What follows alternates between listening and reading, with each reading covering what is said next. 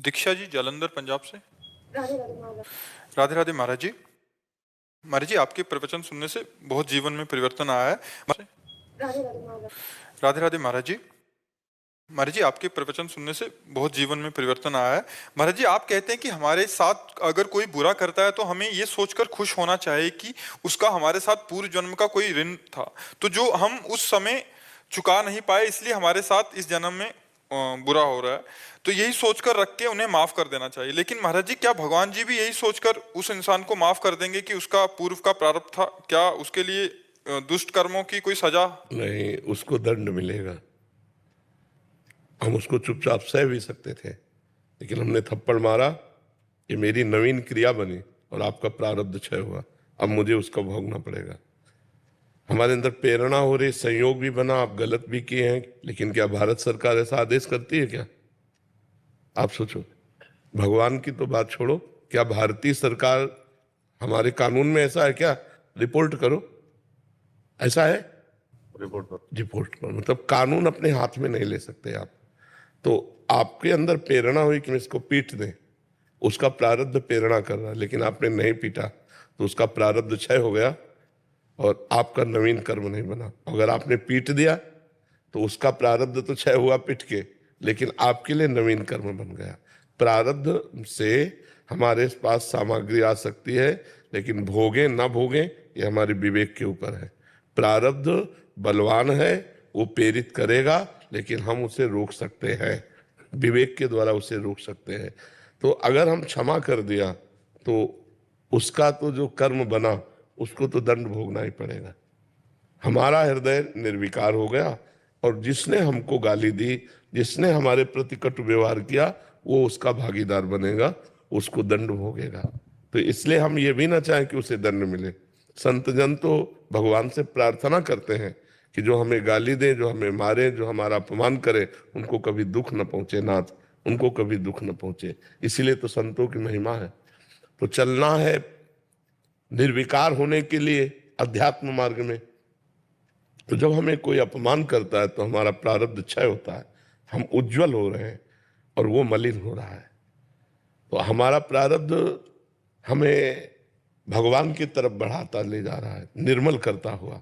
तो हमें चाहिए कि हम अपने प्रारब्ध को धुल जाने दें, बीच में अड़ंगा ना लगाएं। हमको गाली दी, राधा राधा, चुपचाप निकल गए, खत्म खेलना, हमारा प्रारब्ध क्षय हो गया।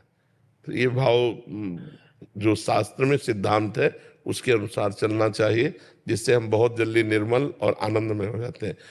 संसारिक बुद्धि से सोचा जा सकता है कि एक बार गाली दी, अगर मैंने क्षमा कर दिया तो अगली बार और गाली देगा, वो गाली देने लायक नहीं रहेगा। तुम क्षमा करके तो देखो, उमा क्षमा साप होते भारी, अपने कर्म जाय अपकारी। उसको ऐसा दंड मिलेगा कि दोबारा आपसे बोलेगा नहीं, क्योंकि मालिक है ना, इस जगत का मालिक है, वो देख रहा है। अगर 10 बार आपको उससे अपमानित होना लिखा है तो अपमानित होना पड़ेगा, लेकिन 10 बार का अपमान का जो परिणाम उसके पास आएगा वो भूलकर किसी का अपमान नहीं करेगा। भगवान सबके ऊपर विराजमान है, इसीलिए उनको ईश्वर कहते हैं। उनका शासन में थोड़ा देरी तो होगी, लेकिन अंधेर नहीं होगी। देरी इसलिए होगी कि बहुत बड़ा हिसाब किताब है, और फसल आज बोई जाती है तो आज थोड़ी काट ली जाती है, 4 महीना 5 महीना बाद ही उस फसल को हम काट पाते हैं। ऐसे जो हम कर्म कर रहे हैं उनका कालांतर में दंड या पुरस्कार मिलता है, तुरंत तो नहीं मिलता है। हर कर्म का फल तुरंत नहीं मिलता है। बड़ा कर्म हो जाए, जैसे किसी संत की अपमान वृत्ति बन जाए, तो फिर तुरंत लागू हो जाएगा। साधु अवज्ञा तुरंत भवानी, कर कल्याण अखिल के हानि। मर्जी नहीं तो फिर नरक में मिलेगा अगर यहाँ का छूट गया तो? हाँ बिल्कुल, वो भगवान का विधान है। हाँ बिल्कुल, उसको भोगना है, अवश्य में भोगना ही पड़ेगा। युधिष्ठिर जी से भगवान ने कहा कि इतना कह दो अश्वत्थामा हतो, अश्वत्थामा मारा गया, तो उन्होंने बुद्धि लगा दी, नरो या कुंजरो, तो नरक दिखाया गया। कि केवल आदेश था इतना कि अश्वत्थामा हतो बोलो, तो उन्होंने लगा दिया नरो कुंजरो। उतने में भगवान ने संकट ध्वनि की और द्रोणाचार्य जी ने अश्वत्थामा हतो, मारा गया। ये युधिष्ठिर बोल रहे हैं, इसका मतलब सत्य। वो तुरंत उदास हुए, धृष्टद्युम्न ने जाके गला काट लिया द्रोणाचार्य जी का, क्योंकि द्रोणाचार्य जी का वध होना अनिवार्य था, इसलिए भगवान ने ऐसे। तो अगर आप अपनी बुद्धि लगाकर झूठ बोले तो आपको नरक दिखाया गया युधिष्ठिर जी को, और कहा जहां ये विचलित हो जाए वहीं पूरा हो गया इनका नर्क। उन्होंने जीव देखा, कहाँ मुझे ले आए, तुरंत स्वर्ग पहुंच गए, क्योंकि एक शब्द का जो, और यहाँ कितना बड़ा हिसाब किताब है। इसलिए भगवान का नाम जप करे, भगवान की शरण में हो तो जीवन आनंद में हो जाएगा। नहीं इतना लंबा हिसाब किताब कि हम भोग भोग के मरते रहें बार बार तो भी हम अपने कर्मों का हिसाब नहीं पूर्ण कर पाएंगे। वो भगवान ही माफ कर दे तो बात बनेगी। भगवान की शरण में हो जाओ, भगवान का नाम जप करो, सब ठीक हो जाएगा। ये जो ये बीमारियां आती हैं, ये अंदर एक दुख आता है। जलन से लेकर, अंदर की जलन से लेकर बाहरी भारी विपत्ति तक, ये सब हमारे कर्मों का फल है। कर्म का फल अच्छा आया अंदर के लिए, और अंदर चिंतन बढ़िया होने लगा, मुस्कुरा रहा है, अब आनंद में डूबा जा रहा है। और कर्म का फल बिगड़ा, अब ऐसे व्यक्ति का चिंतन करा रहा है कि वो जल रहा है, बेमतलब जल रहा है। चिंतन कर्म का फल उसको भुगताने के लिए अब घंटों जल रहा है उसी विषय को सोच के, और घंटों एक आनंदित हो रहा है उसे। इसीलिए अच्छे कर्म करो, उसका परिणाम अच्छा होगा, बुरे कर्म करोगे उसका परिणाम बुरा होगा। डिप्रेशन आदि यही बुरे कर्म का ही परिणाम। सब कर्मों के अनुसार, अंदर से एक जलन की रेखा से लेकर भारी से भारी विपत्ति तक सब कर्मों का फल है।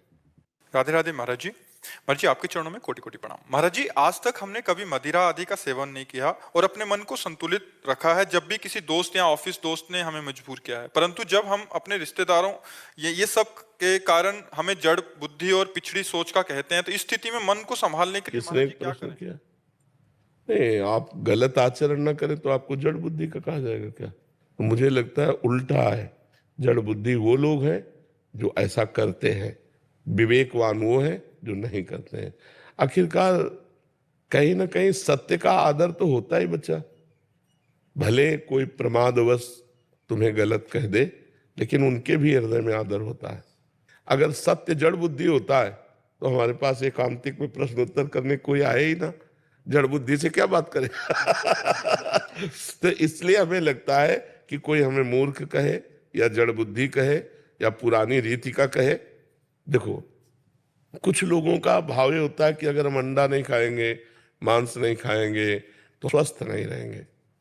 अगर हम प्रसन्न हैं, सात्विक आहार है और सुंदर विचार है तो हमारा तन भी स्वस्थ रहेगा और मन भी स्वस्थ रहेगा।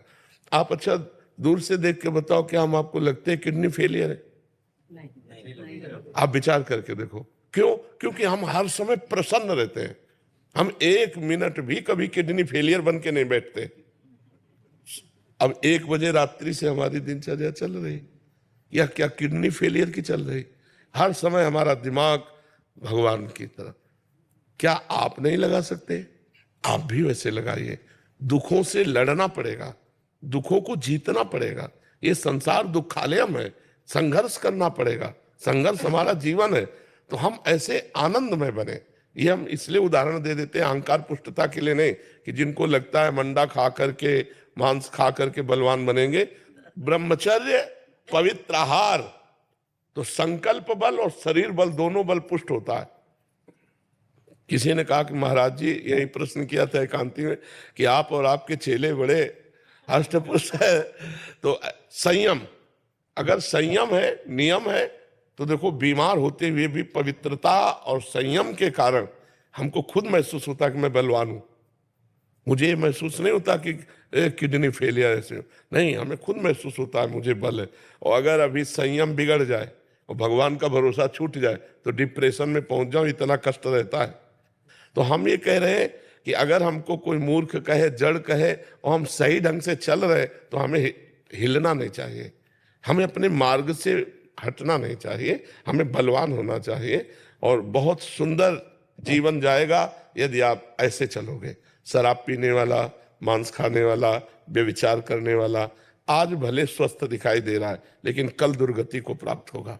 आप आज भले दुखी हो, लेकिन कल आप सदगति को प्राप्त होंगे, कल आप अच्छा जीवन व्यतीत करेंगे। इसलिए हमको अच्छे आचरणों में दृढ़ रहना चाहिए। सामने वाला निंदा करे तो भी, अगर सामने वाला निंदा कर रहा है मैं गलत हूं तो सुधार करना चाहिए, बुरा नहीं मानना चाहिए। सामने वाला निंदा कर रहा मैं गलत नहीं हूं, तब तो मुस्कुराना चाहिए, फिर शोक नहीं करना चाहिए कि वो कहे जड़ बुद्धि, तो अपने को विद्वान दिखाने के लिए हम शराब पी लें, हम मांस खा लें। ऐसे गंदे आचरण नहीं करना चाहिए। काफी बच्चे तो महाराज जी इसी उसमें आ जाते हैं, दबाव में आके भी गलत आचरण करने लगते हैं। गलत है, गलत है। वो वो बच्चे कम बुद्धि वाले हैं।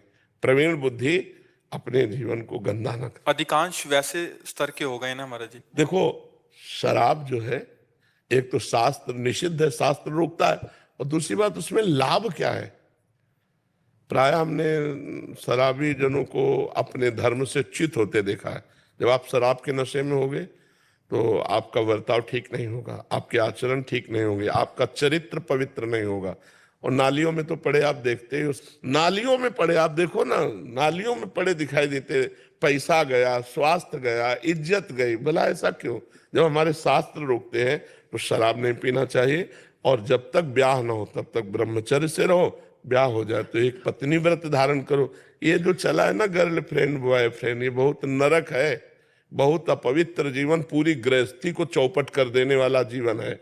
मान लो जो बच्ची बच्चा 2-4 बच्ची बच्चों से संबंध रखते हैं, वो कभी ब्याह करके एक में टिक पाएंगे क्या? उनकी गंदी आदत बनी रहेगी, उनका जीवन व्यर्थ हो जाएगा, गृहस्थी संबंध टूट जाएंगे। इसीलिए नए नए ब्याह होते हैं, डिवोर्स हो जाता है। ये कोई जीवन है? अरे जीवन है कि चलो अब लो नसानी अब ना नशे हो, 1-2 बार गलती हो गई, अब पति प्राप्त हो गया तो अब बहुत धर्म से रहे, या पत्नी प्राप्त हो गई तो धर्म से रहे। लेकिन आजकल शराब पीना और नया नया व्यभिचार करना और जैसे बने वैसे धन कमाना, यही उद्देश्य रह गया है। गृहस्थी के लिए ब्रह्मचर्य क्या नियम होना चाहिए महाराज? मासिक धर्म के 8 दिन बाद एक बार केवल संयोग कर सकता है, शास्त्रीय पद्धति के अनुसार। महीने में एक बार एक शिष्य ने अपने गुरुजी से पूछा कि हमारा ब्याह हुआ तो कैसे चलें? तो उनका वर्ष में एक बार। तो उनका ऐसा तो नहीं रह पाएंगे गृहस्थी में, तो उनका 6 महीने में एक बार। उनका ये भी नहीं रह पाएंगे। तब फिर ये शास्त्रीय पद्धति बताई, महीने में एक बार। शास्त्रीय पद्धति है महीने में एक बार। अब सोचो आजकल नए नए बच्चे कितने आके बता गए कि 5 बार हस्तमैथुन, 8 बार हस्तमैथुन। ये जिंदा रह रहे हैं, यही बड़ी बात है। एक मन द्रवित पदार्थ सहित, एक मन कहते 40 किलो को, 40 किलो अन्न और पानी और दूध सब कुछ मिलाकर जब पचता है तब एक बार संतान उत्पन्न करने की योग्यता का वीर बनता है।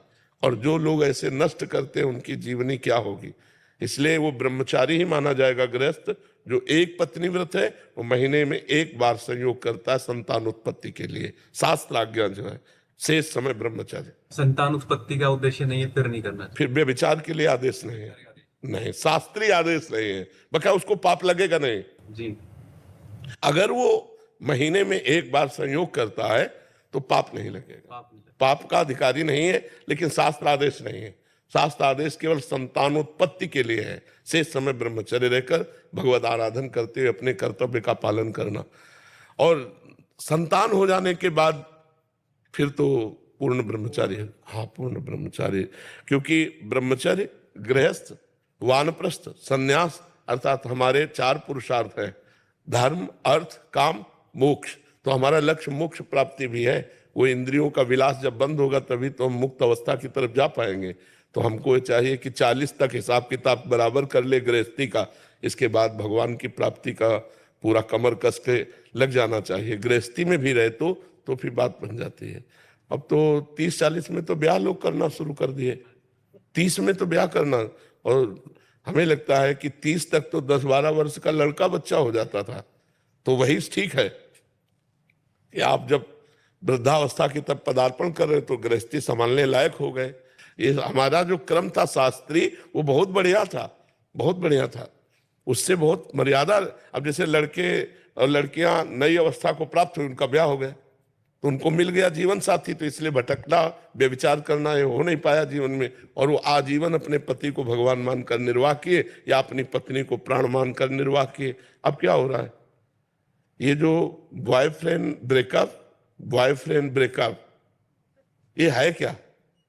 मतलब ये है क्या? कितनी गंदी बात है। अपने शरीर को हम अपवित्र कर रहे हैं। और ये बच्चे हैं, जानते हैं नहीं। खुले लिव इन रिलेशन क्या है? खुले में देखो, लिव इन रिलेशन क्या है? व्यभिचार, खुला व्यभिचार। ये हमारा धर्म तो नहीं है, भारत देश का धर्म नहीं, भारत देश के शास्त्रों का नहीं। भारत देश में तो एक बार हाथ पकड़ा, पाणिग्रह में आजीवन निर्वाह किया।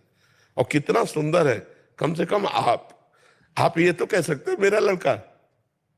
अब पता ही नहीं है ना, जब आप कहीं से मिल रहे हो, आप कहीं मिल रहे हो, तो हमारे पितरों को जल कौन देगा? जब हमारी संतान ही नहीं तो जल कौन देगा? जब कुल परंपरागत, इसीलिए बहुत पवित्र रखा जाता था शरीरों को कि हमारा उद्देश्य संतान उत्पन्न करना केवल भोग के लिए थोड़ी है, हमारी पितृ परंपरा है, उनका श्राद्ध तर्पण है, हमारे पितरों के उद्धार के लिए, हमारे कुल परंपरा चलाने के लिए। अर्जुन जी भगवान से कहते हैं इसी बात को कि जब योद्धा मारे जाएंगे तो स्त्रियां दूषित हो जाएंगी, स्त्रियां दूषित होगी तो वर्ण संकर संतान होगी, वर्ण संकर संतान होगी तो पितृ को श्राद्ध लुप्त हो जाएंगे, हमारे पितर भी कैसे तरेंगे। अब ये सब कोई बातें मानना चाहिए तो भगवान की कृपा को कि आप लोग कृपा करके सुन रहे संत बातें। नहीं, कौन टीवी देखे, गंदी बातें देखे, मनमानी आचरण किए, साधु समाज या शास्त्र सम्मत बात सुनना ही लोगों को पसंद नहीं। ये तो भगवान की कृपा है कि इस समय लोग सुनना चालू कर दिए कि चलो सुन रहे हैं और मान भी रहे, हमें लगता है मान भी रहे, सुधर भी रहे। इसलिए हम बड़ा एहसान मानते हैं अपने देशवासियों का कि हमारी बात सुन रहे हैं, मान रहे हैं, हमारे ऊपर एहसान कर रहे हैं। हमारा जीवन धन्य हो रहा है कि आपका जीवन धन्य हो गया तो हमारा जीवन धन्य हो गया, हमारा बोलना सार्थक हो गया, हमारा बाबा जी बनना सार्थक हो गया। महाराज जी रील के अंदर आप या बात हो, आप ही से कुछ दूसरा आता ही नहीं है, तो देखें क्या दूसरा। रील में आप ही आते हो कह रहे हैं। हाँ, भगवान की इच्छा है, भगवान ने ऐसी कृपा कर दिए कि समाज को मंगल में बनाना चाहते हैं, इसलिए वो नहीं। कौन माने बच्चा साधु महात्माओं की बातें, तो कौन माने? आप बताओ, अपने बाप की तो कोई मानता नहीं, बाबा जी की कौन माने? ये तो भगवान की कृपा है कि लोग सुन रहे और मान। राधा राधा राधा राधा राधा राधा राधा राधा राधा राधा राधा राधा